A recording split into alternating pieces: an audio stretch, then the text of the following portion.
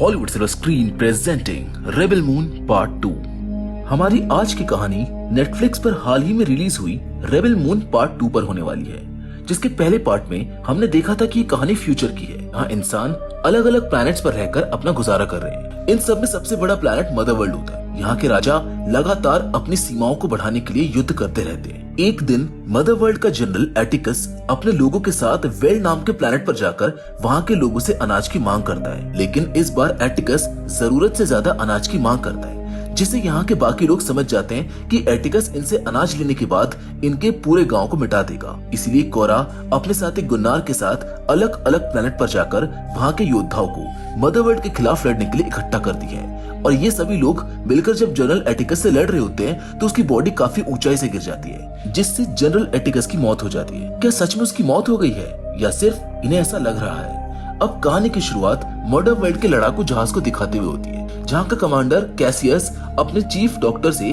किसी बारे में पूछ रहा होता है। अब ये बंदा कौन है और ये किसके बारे में पूछ रहा है, ये हम कहानी में आगे जानेंगे। खैर, दूसरी ओर हम कोरा को अपने साथियों के साथ अपने ग्रह वेल्ड पर वापस आता हुआ देखते हैं। ऐसे वीर योद्धाओं को अपने गांव में आता देख वेल्ड गांव के लोग काफी खुश हो जाते हैं, इसलिए उनके स्वागत में उनके लिए खास दावत का इंतजाम भी किया जाता है। वहीं हम देखते हैं कि मदर वर्ल्ड के जहाज से कमांडर कैशियस वेल्ड ग्रह पर छुप के रह रहे उनके एरिस नाम के एक जवान से वो वहाँ के हालातों के बारे में पूछता है। साथ ही वो बताते हैं कि हम जल्द ही 5 दिनों के अंदर वहाँ पर आने वाले हैं, इसीलिए तैयारियां करके रखना।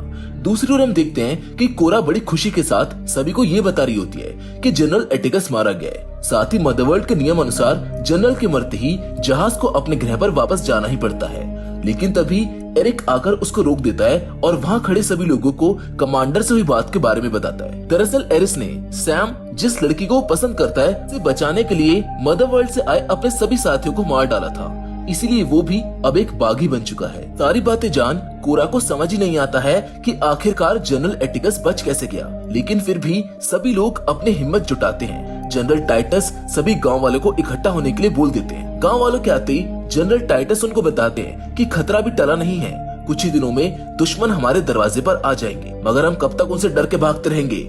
ऐसे घुट घुट के मरने से तो अच्छा है कि हम योद्धाओं की मौत मरे। इसलिए हम सबको एक दूसरे का साथ देना होगा और मेरे पास कुछ प्लान्स हैं। इसके बाद जनरल टाइटस उनसे कहते हैं कि उन्हें हमसे अनाज चाहिए, हम चाहे तो उसी अनाज को अपनी दाल और हथियार के रूप में इस्तेमाल कर सकते हैं, इसलिए जल्द से जल्द अनाज को इकट्ठा करना होगा। तभी गांव का एक व्यक्ति बोलता है कि उसमें तो बहुत वक्त लगेगा, लेकिन टाइटस उनको कहते हैं कि हमारे पास समय ही तो नहीं है, इसीलिए हमें अपनी फसल को 3 दिन के अंदर ही इकट्ठा करना होगा।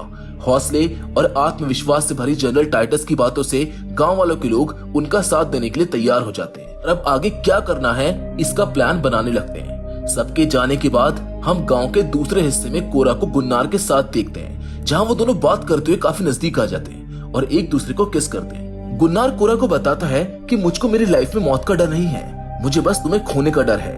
यहाँ कोरा पहली बार अपने लाइफ के बारे में बताती है कि क्यों वो मदर वर्ल्ड की बागी बन गई, कैसे वो वेल्ड पर आई। यहाँ हम कोरा के पास में जाते हैं, जहाँ पर हमको पता चलता है कि कोरा एक वॉर ऑर्फन है। कोरा की फाइटिंग स्किल्स को देखकर पहले सेरेस ने उसको अडॉप्ट कर लिया था। एक दिन मदर वर्ल्ड के राजा को अपनी बेटी की शक्तियों के बारे में पता चल जाता है कि वो लोगों को हील कर सकती है। इस बात से राजा बहुत खुश होते हैं और उसका इस दुनिया को देखने का नजरिया बदल जाता है। जो राजा अब तक लोगों की जमीन और अनाज हड़पने में लगा हुआ था, वो अपनी बेटी की शक्तियों को देखकर समझ जाता है कि युद्ध में कुछ नहीं रखा है, केवल युद्ध विराम ही है जो जीवन को अच्छा बना सकता है। इसलिए मदर वर्ल्ड के राजा अपने सभी जंगी जहाजों को वापस बुलाने का फैसला करते हैं। इनमें से जो जहाज हमने शुरुआत में देखा था, वापस आने वाला वही जहाज आखिरी होता है। नियमों के अनुसार राजकुमारी को उस पर मोहर लगानी थी और उसका नाम पीस मेकर रख दिया जाता है, लेकिन कहते हैं ना कि शेर ने अगर एक बार खून चख लिया तो फिर उसको वही चाहिए। ठीक उसी तरह वो लोग जिन्हें लड़ने में मजा आता था, उन लोगों को राजा की बात बिल्कुल पसंद नहीं आती, इसीलिए वो सभी आपस में मिलकर राजा और उसके परिवार को मारने का एक प्लान बनाते हैं। कोरा आगे गुन्नार को बताती है कि मैं चाहकर भी बेला सीरियस को किसी काम के लिए मना नहीं कर सकती थी। उन्होंने मुझसे कहा था कि इस साम्राज्य को बचाने के लिए राजकुमारी का मरना जरूरी है।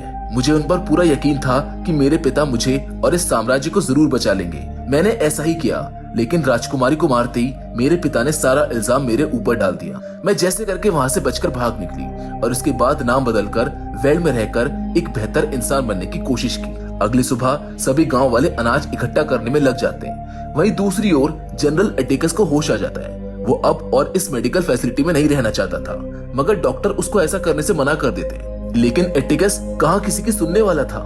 एटिकस कोरा को स्कार गिवर का नाम देता है। कोरा और उसके साथी अनाज की कटाई में गांव वालों का पूरा साथ दे रहे होते हैं। काम बड़ी जोरों शोरों से चल रहा होता है। तभी कमांडर कैशियस अपने सैनिक एरिस से बात करके उसके साथियों के बारे में पूछता है। यहाँ एरिस के जवाब से उन्हें एरिस पर शक हो जाता है कि एरिस भी बागियों के साथ मिल चुका है। दूसरी ओर गांव वाले सारे अनाज को एक जगह लाकर इकट्ठा कर लेते हैं, क्योंकि समय आने पर उसे जनरल टाइटस के प्लान के अनुसार यूज करेंगे। रात को सैम उनकी रक्षा करने के लिए बाहर से आए सभी योद्धाओं को तोहफे देकर उनका शुक्रिया करती है। अगली सुबह जनरल टाइटस गांव को युद्ध की कला सिखाते हैं। साथ ही सभी को बताते हैं कि इस इकट्ठे किए हुए अनाज को अपने घरों के सामने रख लो, जिससे कि वो लोग ऊपर से हमला ना कर पाए। सभी लोग ऐसा ही करते हैं और इसी के साथ वो एक बेल यानी कि एक बड़े से घंटे को बजाकर बताते हैं कि युद्ध के दौरान जैसे ही बेल बजे हम सभी को एक साथ हमला करना होगा। इसके बाद टाइटस गांव में मौजूद सभी हथियार इकट्ठा करने के लिए कहते हैं, ताकि सभी लोग उन्हें इस्तेमाल करना सीख सके। मदरवर्ल्ड की सेना को चकमा देने के लिए कोरा और उसके लोग सभी गांव वालों के साथ जगह जगह पर गड्ढा करने लगते हैं, ताकि वो लोग उसमें छुपकर हमला कर सके। युद्ध केवल शक्ति और सेना के दम पर नहीं जीता जाता। युद्ध को जीतने के लिए प्लानिंग और कॉन्फिडेंस दोनों बेहद जरूरी है, खासकर जब आपका दुश्मन आपसे मजबूत हालात में हो। वहीं एरिस भी गांव वालों की मदद से पहाड़ों के बीच में छुपे हुए कोरा के जहाज को निकाल कर ले आता है, जो अभी भी काम कर रहा होता है। रात को एक मीटिंग के दौरान जनरल टाइटस सबसे कहते हैं कि दूसरों से लड़ने से पहले हमें एक दूसरे के बारे में जानना जरूरी है।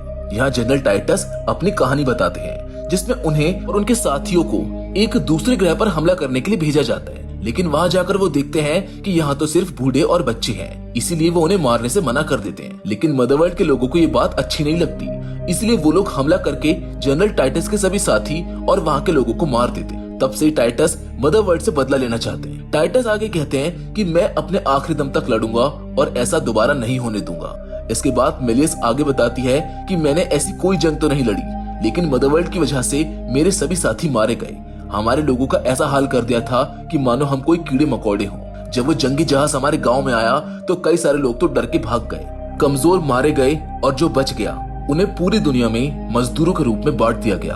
अब हमारे लोग देखने को ही नहीं मिलते और ऐसे हालातों में हमारा सहारा बागियों की एक टोली बनी। उन्होंने हमको आजाद किया। तब से मैं मदरवर्ल्ड से अपना बदला लेना चाहती हूँ। इसके बाद नेमेसिस की बारी आती है। वो बताती है कि मदरवर्ल्ड के लोगों ने मेरे गांव के लोगों को चुन चुन के मारा था, जबकि हम में से कोई भी नहीं लड़ना चाहता था। मैंने इससे पहले कभी खून नहीं बहाया था, इसलिए सबसे पहले मैंने खुद का खून बहाया और अपने पूर्वजों के दस्तानों को खुद से जोड़ लिया। उन्होंने मुझको लड़ना सिखाया और अब मैं सबको मारूंगी। वहीं तारक के फादर को भी मदरवर्ल्ड के लोगों ने मार दिया था।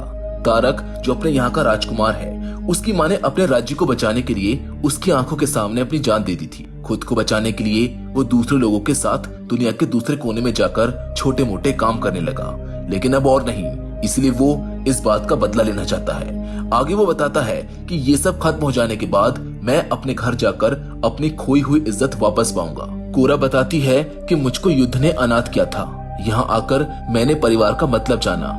गुन्नार यहाँ तक आने के लिए सबका धन्यवाद करता है। टाइटस बताते हैं कि मदरवर्ल्ड से जितने भी सैनिक आएंगे हम उनको बंदी बनाकर उनके हथियार छीन लेंगे। इसके बाद हम देखते हैं कि मदरवर्ल्ड का जहाज वेल की सीमा में आ जाता है। वहीं दूसरी ओर कोरा अपने शिप को पहाड़ों के बीच में छुपा देती है, जिससे वो किसी की नजरों में ना आए। इसके बाद कोरा जेसी रोबोट से जाकर युद्ध में उनका साथ देने के लिए कहती है, लेकिन जेसी रोबोट ये कहकर वहाँ से चला जाता है कि तुम लोग नहीं जीत पाओगे। अब जहाज का जनरल कैशियस गांव को स्कैन करके प्लान बनाने की कोशिश करता है, लेकिन वो देखते हैं कि गांव वालों ने पहले ही तैयारी कर रखी है और सभी घरों के सामने अनाज रखा हुआ है। दूसरी ओर सभी लोग अपनी तैयारियां कर लेते हैं और बाकी योद्धा अपनी पोजीशंस को ले लेते हैं। जनरल एटिकस अपने सभी लड़ाकू जहाजों को धरती पर उतरने के लिए भेज देता है और खुद जाकर कोरा से बात करने लगता है। कोरा एटिकस से कहती है कि हमको यहाँ पर कोई खून खराबा नहीं चाहिए, तुम्हें अनाज चाहिए तो तुम अनाज ले जाओ। मगर कोरा की बात सुनकर जनरल एटिकस बताता है कि तुम डील करने की पोजीशन में नहीं हो। मुझको पता है कि तुमने औरत और बच्चों को कहां पर छुपाया है। मेरे लोग वहां पर पहुंच चुके हैं। वहीं एटिकस की बातों में आकर कोरा खुद को एटिकस को सौंपने वाली होती है कि तभी गुन्नार एक गन से बेल पर हमला कर देता है और तभी जमीन में से एक आदमी निकलकर रॉकेट लॉन्चर से एटिकस के जहाज को उड़ा देता है। कोरा और गुन्नार पानी में कूदकर अपनी जान बचा लेते हैं। वहीं हम देखते हैं कि मदरवर्ल्ड के कुछ लोग एक गोडाउन की तरफ बढ़ रहे होते हैं। जैसे ही वो लोग अंदर एंटर करते हैं, नेमेसिस उन पर हमला कर देती है और एक एक करके सभी को मारने लगती है। बाहर एटिकस के कई सारे लोग मारे जाते हैं, इसीलिए एटिकस खुद सुरंग में जाकर गांव के लोगों को मारने लगता है। नेमेसिस अपना मोर्चा संभाले हुए थी। बिगड़ते हालातों को देखकर एटिकस अपने जहाज को लेकर भागने की कोशिश करता है, लेकिन तभी एक किसान आकर उस पर हमला कर देता है। मगर एटिकस को मारना इतना भी आसान नहीं है। एटिकस उस किसान को एक ही झटके में खत्म कर देता है और वहाँ से भागने लगता है। कोरा अपने शिप को गुन्नार के साथ लेकर उसके पीछे जाने लगती है और खुद को छुपाने के लिए वो अपने शिप पर एक स्मोक ग्रेनेड लगा देती है। वो मदरवर्ल्ड के जहाज के कंट्रोल सेंटर से कांटेक्ट करके उनको बताती है कि इस जहाज में घायल सैनिक है, मुझको अंदर आने की परमिशन दो। जल्द ही कोरा अपने शिप के साथ जहाज में एंटर कर जाती है। जहाज में एंटर करते ही गुन्नार और कोरा मदरवर्ल्ड के सैनिकों की जैसा कर लेते हैं ताकि कोई उनको पहचान न सके। वहीं टाइटस अपनी टुकड़ी लेकर मदरवर्ल्ड के सैनिकों पर हमला कर देता है। उसका साथ देने के लिए तारक अपने लोगों को लेकर आ जाता है। सभी किसान बड़ी बहादुरी से लड़ रहे होते हैं। तभी गड्ढे के अंदर छुपा एक घायल किसान सभी की जान बचाने के लिए अपने साथ एक बॉम्ब को ब्लास्ट कर देता है, जिस वजह से उसके साथ जुड़े सभी बॉम्ब भी ब्लास्ट हो जाते हैं। वहीं दूसरी ओर नेमेसिस अकेले लड़ रही होती है, लेकिन एक अकेले इंसान कब तक लड़ पाएगी। इसीलिए लड़ाई के दौरान उसका एक हाथ कट जाता है और एक सैनिक उसके पेट में तलवार मार देता है। उसे बचाने के लिए एक बच्चा आगे आता है, लेकिन वो सैनिक उस बच्चे को भी मारने की कोशिश करता है। लेकिन नेमेसिस के होते हुए वो बच्चा कैसे मर सकता था। वो पूरी हिम्मत करके उस सैनिक को मारकर उस बच्चे को बचाकर अपने गले लगा लेती है। जल्द ही अपने घाव की वजह से वो भी मारी जाती है। वहीं टाइटस और तारक लगातार मदरवर्ल्ड के सैनिकों को मार रहे होते हैं। जल्द ही उनकी टुकड़ी मिलकर सभी सैनिकों को मार डालती है। दूसरी ओर मदरवर्ल्ड के जहाज पर कोरा और गुन्नार को घायल समझकर वहां मौजूद बाकी सोल्जर उन्हें अस्पताल की तरफ ले जाते हैं। तभी अचानक कोरा उठती है और सभी सैनिकों को मार डालती है। इसके बाद वो और गुन्नार अलग अलग रास्ते पर चले जाते हैं। कोरा इंजन रूम में जाकर बॉम्ब फिट करके उन्हें एक्टिवेट कर देती है। तभी अचानक वहाँ पर एक सैनिक आ जाता है जो उसको पहचान लेता है, इसलिए कोरा तुरंत उसको मारकर इंजन रूम में मौजूद बाकी सभी लोगों को भी मार डालती है। जमीन पर टाइटस और तारक खुशी मना ही रहे होते हैं कि तभी मदरवर्ल्ड के बड़े बड़े रोबोट्स अपने हथियारों से भारी तबाही मचाने लगते हैं। मेलियस एक सुरंग से जाकर एक रॉकेट लॉन्चर से मदरवर्ल्ड के सबसे बड़े हथियार को उड़ा देती है। दूसरी ओर एटिकस को पता चल जाता है कि कोरा जहाज पर ही है। इस बात से वो काफी खुश होता है क्योंकि कोरा खुद चलकर मौत के मुंह में आ गई थी। एटिकस अपने कमांडर को ऑर्डर देता है कि वो चाहे तो इस गांव को उड़ा दे, क्योंकि अब हमें उनका अनाज नहीं चाहिए। दूसरी ओर मदरवर्ल्ड के बड़े हथियार काफी तबाही मचा रहे होते हैं। इस बात से सभी गांव वाले डर जाते हैं, सबका मनोबल टूटने लगता है। मगर तभी एक हीरोइक एंट्री के साथ जेसी रोबोट एंट्री लेता है और उन सभी बड़े हथियारों को उड़ा देता है। वहीं गुन्नार अपने शिप तक पहुंच जाता है और कोरा का इंतजार करने लगता है। एटिकस भी गुन्नार की तलाश में निकल जाता है। कमांडर के कहने पर जहाज के तोपों का फेस गांव की तरफ हो जाता है। वहीं थोड़ी देर बाद एटिकस और कोरा का सामना होता है। गुन्नार उनकी सारी बातें सुन लेता है और कोरा को बचाने के लिए भाग पड़ता है। कमांडर गांव पर हमला करने वाला होता है कि तभी इंजन रूम में लगे बॉम्ब फट जाते हैं और जहाज पूरी तरह से डिसबैलेंस हो जाता है। कोरा और एटिकस के बीच में लड़ाई चालू हो जाती है। शुरुआत में एटिकस भारी पड़ने लगता है, लेकिन तभी गुन्नार पीछे से आकर एटिकस पर हमला कर देता है, लेकिन इससे वो बच जाता है और गुन्नार को गोली मार देता है। लड़ाई फिर से चालू हो जाती है और इसी बीच एटिकस की तलवार गिर जाती है। वहीं कोरा उस पर हमला करना चालू रखती है कि तभी जहाज डिसबैलेंस होने की वजह से कोरा की भी तलवार नीचे गिर जाती है। एटिकस बड़े बुरी तरह से कोरा को मारता है और उसका गला दबाकर उसको मारने की कोशिश करता है, मगर तभी पीछे से गुन्नार उसके सीने में अपनी तलवार घुसा देता है और कोरा तुरंत उसी तलवार से उसका सर धड़ से अलग कर देती है। मदरवर्ल्ड का जहाज जमीन से टकराने ही वाला होता है, मगर उससे पहले ही कोरा और गुन्नार अपने शिप में उससे बाहर निकल आते हैं। कोरा की शिप जमीन पर क्रैश लैंड करती है। शिप से बाहर निकलकर पता चलता है कि गुन्नार की हालत बहुत ज्यादा खराब है और देखते ही देखते गुन्नार कोरा के हाथों में अपनी जान गंवा देता है। कोरा के कुछ और साथी आकर मदरवर्ल्ड के बचे हुए शिप्स को भी उड़ा देते हैं और ऐसे करके सभी गांव वालों की जीत होती है। कोरा कहती है कि जब भी बहादुरी की बात हो मेरा नाम मत लेना, मैं तुम सभी की गुनहगार हूँ। मैं कोरा नहीं बल्कि अर्सेलिया हूँ और मैंने ही हमारी राजकुमारी को मारा है। इतने में टाइटस कहता है कि मुझको सब पता है, लेकिन तुम कोई कातिल नहीं हो। तुम्हें शायद राजकुमारी की शक्तियों का अंदाजा नहीं था। वो अभी भी जिंदा है और किसी महफूज जगह पर छुपी हुई है। समय आने पर वो खुद सामने आ जाएगी। ये सुनकर कोरा के मन से बहुत बड़ा बोझ उतर जाता है और अब वो फैसला करती है कि अब वो हर हालत में बेलिसेरस को हराकर ही रहेगी। जिसके साथ रेबेल मून पार्ट 2 की कहानी यहीं पर खत्म हो जाती है। वैसे इसकी एंडिंग से हम समझ पाते हैं कि अभी इस स्टोरी का एंड नहीं हुआ है, अभी कहानी और बाकी है। लेकिन फिलहाल इस कहानी में बस इतना ही। हमें आप कमेंट करके जरूर बताइएगा कि आपको कैसी लगी। बाकी मिलेंगे आपसे एक और नई इंटरेस्टिंग कहानी के साथ, पर हमेशा की तरह। तब तक के लिए धन्यवाद।